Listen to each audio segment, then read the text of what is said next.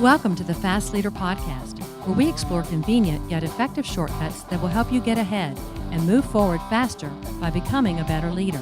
And now, here's your host, customer and employee engagement expert, and certified emotional intelligence practitioner, Jim Rimbach. Developing your company's talent and leadership pipeline can be an overwhelming task, but your burden is over. With ResultPal, you can use the power of practice to develop more leaders faster. Move onward and upward by going to resultpal.com/fast and getting a $750 performance package for free. Okay, Fast Leader Legion, today we have a special episode. We are going to address a question that was submitted on the Fast Leader website. We actually have a tab where any of you can submit a question, and you never know, it actually might show up, and we'll address that particular question and have a special guest to talk with us about it. And today we have Dr. Pele Ubwaja that's going to help us with this, and we'll get to him in a second. But this particular question that we're going to address today is really multifaceted, has a lot of different impacts that are both individual in nature, work group and team in nature, as well as organizational in nature, because it gets down to the question of ROI. What is my ROI as both an individual, as part of a group, as part of an organization? And we're going to focus in on a little bit of around leadership development. The particular question that was raised by Paul, and I'll play for you in a moment, was about maybe his individual ROI, and we'll address some of that coming up. But think about ROI in a little bit different context. And the reason we want to do that is because it is multifaceted. It is different for everyone. And that's what part of our discussion is going to be like today. But any question that you have or any issue that you're struggling with, just go to thefastleader.net and click on the tab, "What are you struggling with?" and leave us with a message. So now let's listen to Paul. Hi, my name is Paul, and I'm struggling as a leader with getting return on investment. I endlessly put in more than I get back, and I want that to change somehow. So I'm sure that many of us, including myself, find times where we're doing just that. We feel like we're struggling, we're putting a lot in and not getting, the things back that we're desiring or or our objectives are not getting met. And the performance that we're trying to get just doesn't occur. So we're going to talk about that particular issue of ROI and getting things back and focusing really on leadership development. And helping us today is going to be Dr. Pele Ubwaja, who is a PhD in organization and management and has a specialization in leadership. His dissertation and research focused on the effects of narrative on entrepreneurial leadership. And you may say, well, why are we having Dr. Pele if we're saying entrepreneurial leadership? Because I'm telling you today, this concept and focus on entrepreneurial behavior, growth, innovation is vital for us to not just thrive in today's marketplace, but just survive. So, Dr. Pele, are you ready to help us get over the hump?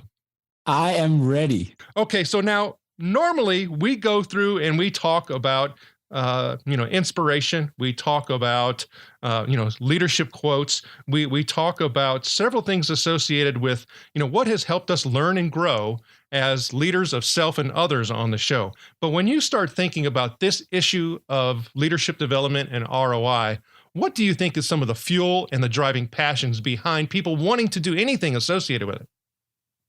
Well, Jim, thank you for that question. And I think that your caller's statement and the thing that he's seeking clarity on is really the evidence that we need that leadership is something that really needs to be addressed in organizations. This is great evidence for the fact that at an individual level, this particular leader is seeing the symptoms and the struggles of being a leader. And so I thank you for that. As far as what we see exactly what's happening to this individual. We find that this is what we call leadership effectiveness, not necessarily ROI, unless one could argue that, ROI at an individual level really is effectiveness. So this is something that we see a lot. And I think as you lead me toward your questions, I'll be happy to talk about this one specifically. Okay, so now let's stop for a moment and do just a quick explanation of what is ROI and how do you actually calculate it.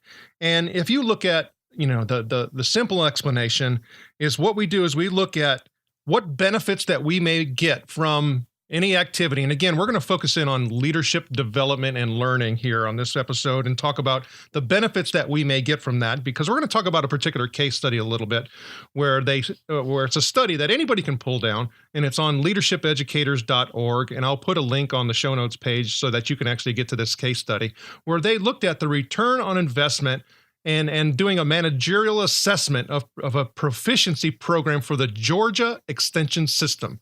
Now, for those that aren't familiar with extension systems, they have to do with the agricultural support for a state. They're state-run organizations and groups. So I will make that available. And they talked about what was the investment of actually going through this leadership development program and what was the impact. One of the things that they used as the program benefit was actually reducing turnover of people who were in their program and being the leaders in their program.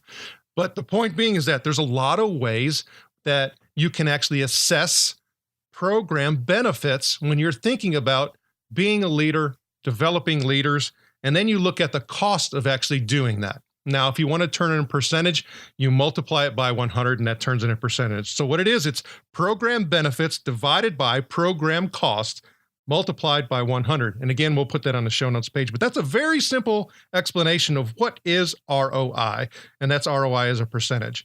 So Pillay, when you think of an organization and you start looking at this ROI calculation, and again, we want to focus in on leadership development because I think you're actually going to share with us some statistics associated with leadership development and the impact that is currently having, on really the world at a global scale. But if you were to think about an organization, what are they looking at in regards to benefits, to go into that ROI calculation?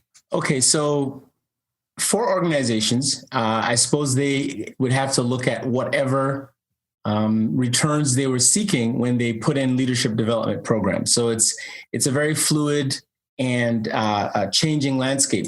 ROI for one person is going to be different for an ROI calculation for another person or individual or company. They say that beauty is in the eye of the beholder. Well, in some cases, ROI is in the eye of the organization. So a company has to say, really, what is our cost benefit? You just do an analysis. What did we pay to develop leaders, and what did we get out of it? Now, some companies may not get money out of it. It may not be about money. It may just be about culture. It may be about temperament. It may be about how people feel when they come to work in the morning on Monday. And so all of these things need to be somehow qualified or quantified to begin the judgment call of whether or not something is contributing toward ROI or not. I hope that answers your question. It's a very broad question. Well, it is. And there's one point for me that kind of stood out that I oftentimes find, something that can create some deeper level of understanding and insight is that, we often talk about leadership and the things associated with leadership. And again, we're talking about creating an environment by which a lot of the things that are supposedly intangible becoming very tangible. So, we often, all of us have heard about doing time studies, right? How long does it take to actually do, a particular piece of work or a task? Well, the same thing applies when you start thinking about leadership and getting work done within an organization. And so that can become quite tangible when you're starting to talk about culture. In today's organization, we have to work across many different functional groups. And guess what?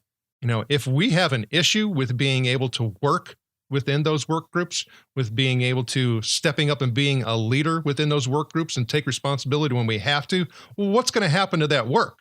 It's not going to get done very quickly. And it's going to create a lot of problems. We're going to miss deadlines.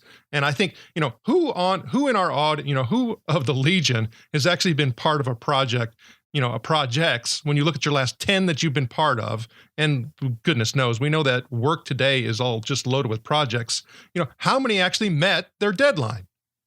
And when they met their deadline, how did they actually meet their deadline? Oftentimes it's coerced. If you don't get this done by this time, it's going to mean X. That's not how we actually want to create a culture that's going to thrive. So when you think about that tangible aspect of culture and being able to work within those work groups, that is something that we can calculate and see as a very impactful benefit to actually helping raise the level of leadership throughout the entire organization.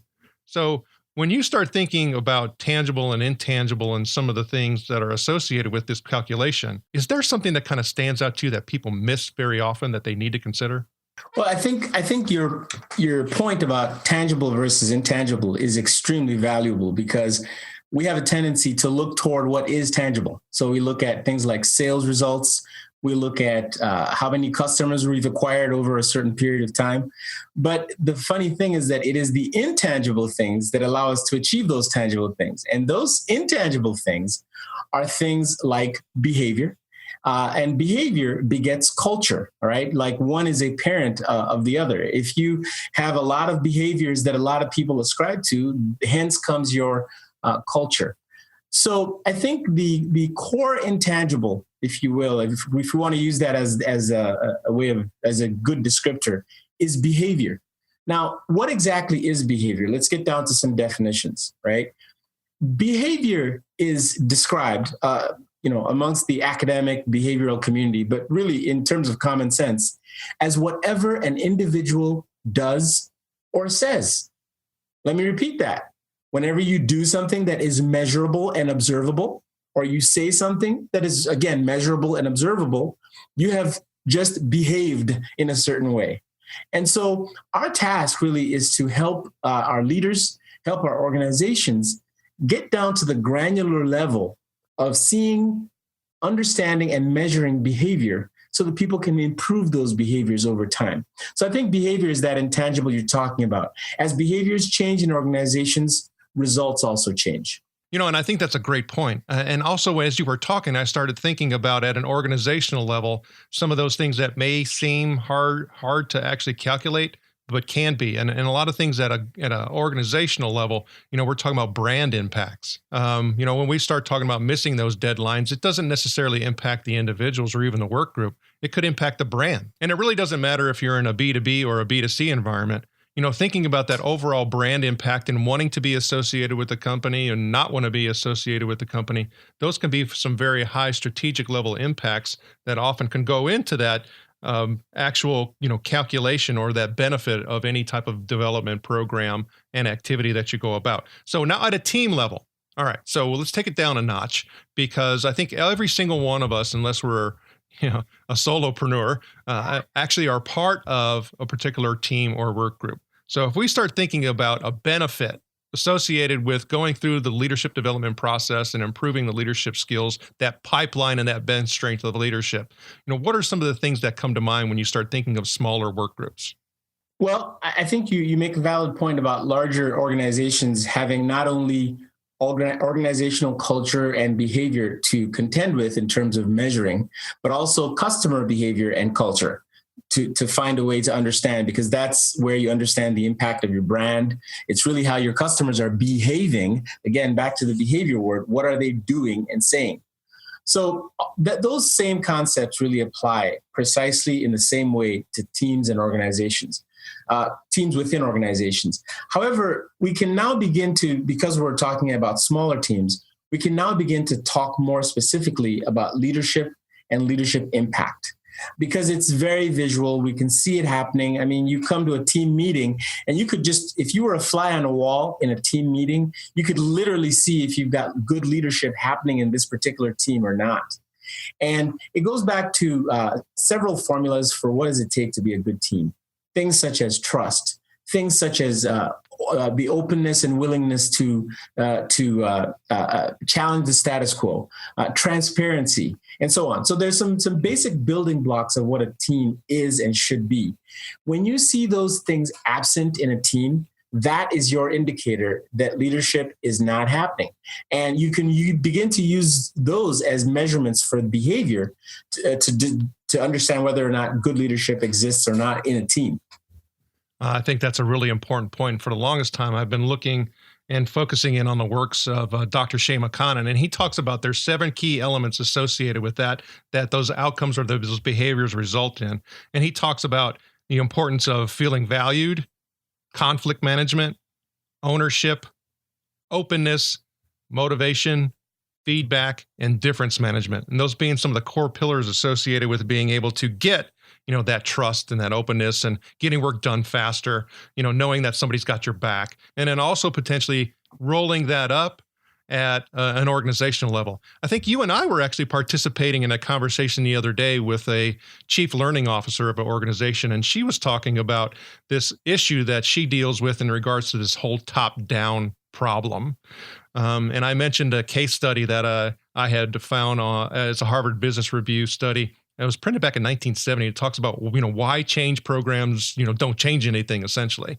And it's just that. It's the top-down piece, pushing things down, starting them at the very top, and expecting them to actually have long-term value and impact to the organization as they get down. It just doesn't happen. You get a short-term blip, but it's not long-term impacting, and it's just not sustainable. So when you start thinking about, the team, one of the things I see a lot of organizations do, that as I'm learning more and more about this whole concept of motivation, that could be a detriment. And matter of fact, there's one particular tool that I looked at their demo on their solution. And what they were essentially doing was creating an artificial coercive motivation so that these things can happen as far as getting results, right? So when you start talking about taking teams and comparing their performance with one another, at what point does it become unhealthy? That's a really that's an important question, and I think that's why we have consultants, because the better consultant you are, the better you can actually make what is very potentially explosive into a very positive and nice process. The rules are always the same. We have to understand if people trust each other. We've got to know whether or not there's this ability to address conflict. We need to know how committed people are, and all of these things, such as avoiding accountability, or some people who don't focus on results but only focus on themselves. All of these pillars, if you will, of what makes a good team have got to be analyzed, quantified, qualified, and used as sort of as a lens to understand whether or not you have a functional leadership in that team or not. Because in the end, the character of a team is very reflective, almost to a one-to-one level, about the quality of a leader. Bad leaders produce bad teams, and bad teams are symptomatic of bad leadership. It's funny that you say that. I was actually at a trade show a couple of weeks ago and overheard somebody talking about, I wish I could get my team to do the things that I need them to do when I'm gone. And I almost wanted to say, well, that is because you're not a good leader. But of course, I refrain from doing that. But I think that's, kind of the old adage goes to, what is it that happens when you're not there? And I don't know if it's necessarily a situation where one individual is a leader, can totally change a situation where there's negative performances in that. I mean, it really requires a collaborative effort. But so creating the environment and using your learning and development opportunities to put in the behaviors that will enable you to do that is important. So now let's focus on Paul. Now, when I actually shared with you Paul's message, you had a very different perspective than I did. Please share that with me. Well, my hearing of his message was that he was struggling personally as a leader, and he wanted advice on how he could increase his leadership effectiveness. Now, he did use the word, return on investment. In fact, what he said was, I'm putting a lot in. I can't remember if he said, I'm putting much more in than I'm getting out. So it was something like that. So he was talking about return on investment at an individual level. However, what he's really struggling with is leadership effectiveness. Now, one thing we need to define, in addition to all the other definitions we've talked about, such as behavior and teams, we need to define leadership. Why? Because there are as many definitions for leadership as there are people, on this planet. And let's find one that we can at least work with. Now, I would say, and let me just propose one and see if you agree. I would say that in the shortest way to describe it, leadership is influence, right? Leadership is your ability to influence others. You set a vision, you create an environment where others want to follow and achieve that vision. So when a vision is not being achieved, that tells you something about leadership. When no one is following, that tells you something about leadership. As they say, if you're taking a walk and you look behind you and there's no one behind you, all you're doing is taking a walk. You're not a leader. And so I would say that for Paul's specific situation, he needs to do three things. First of all, he needs to recognize that he is a leader. All right? He is a leader. However, he needs to nurture his leadership to the point that he desires it to be. And to do that, he has to learn something about leadership, okay, that is in line with his own personality and his own abilities and position. Then he has to practice those things he learns as tangible, measurable behaviors. And then he has to track his achievement process over time within a community of practice, and maybe even preferably with a coach who is consistently focused on his development.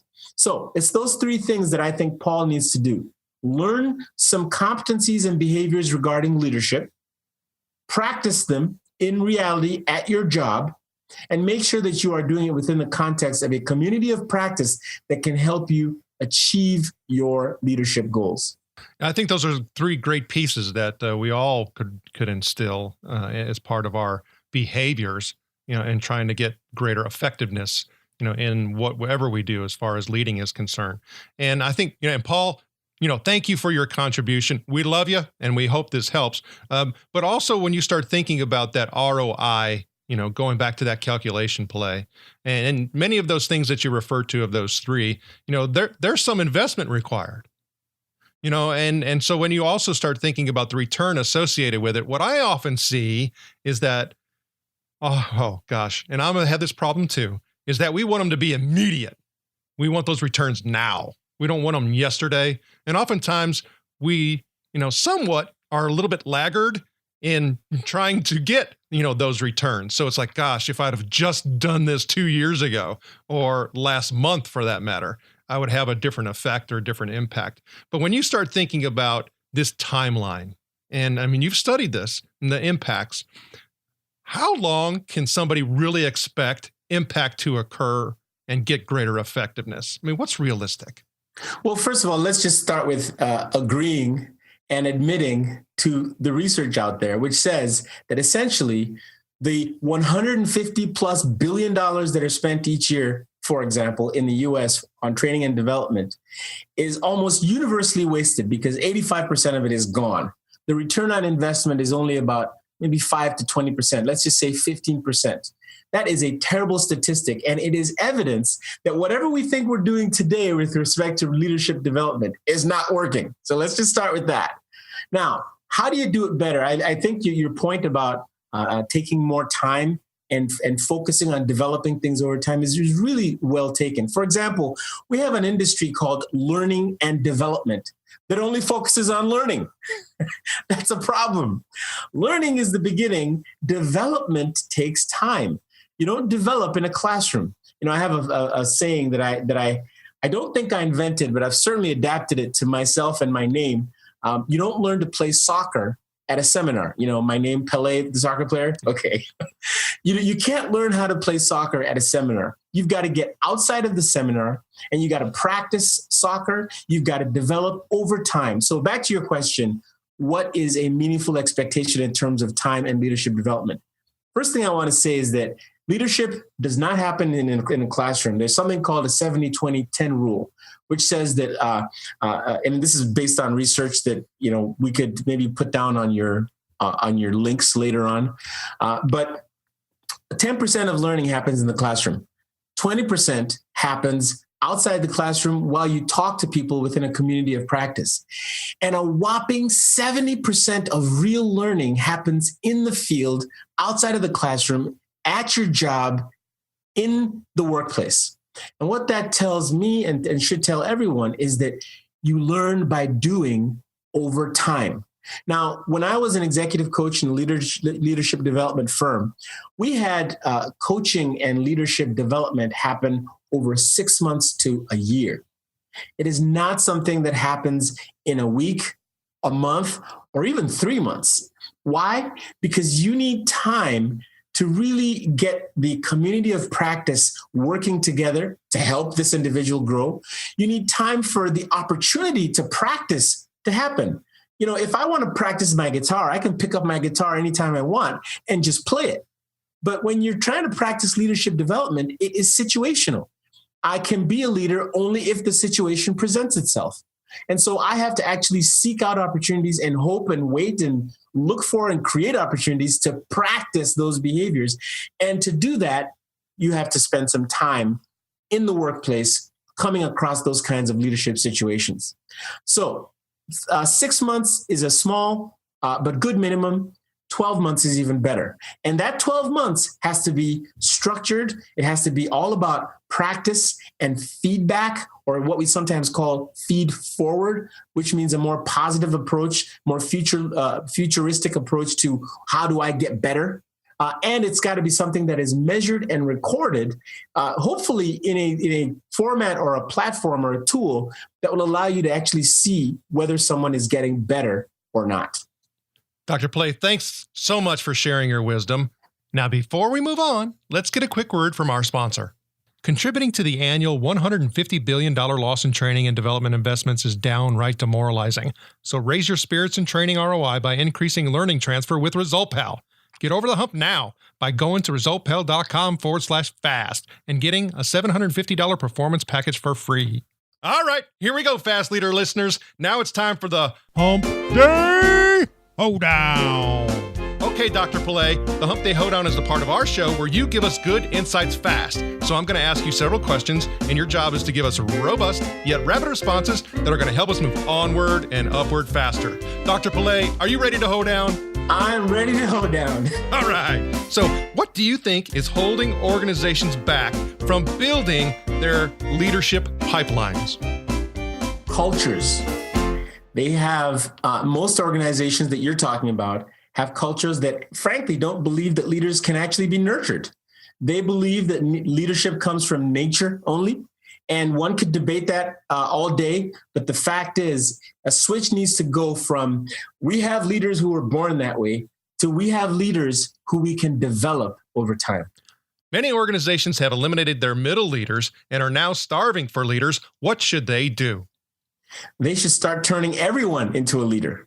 Just because your title doesn't say vice president or director doesn't mean you can't be a leader in your specific team, group, or situation. People should strive for leadership at all levels. What is one of the biggest mistakes you see organizations make when trying to develop their leaders? Well, they don't focus on specific measurable behaviors. They focus on these high-level, pie-in-the-sky descriptions of competencies and vision, and not what people need to do on Monday morning when they get back to work. What is the best advice to give for those who want to be better leaders? They have to learn something about leadership. They have to practice that thing about leadership, and they've got to monitor the achievement of their results within a community of practice over time.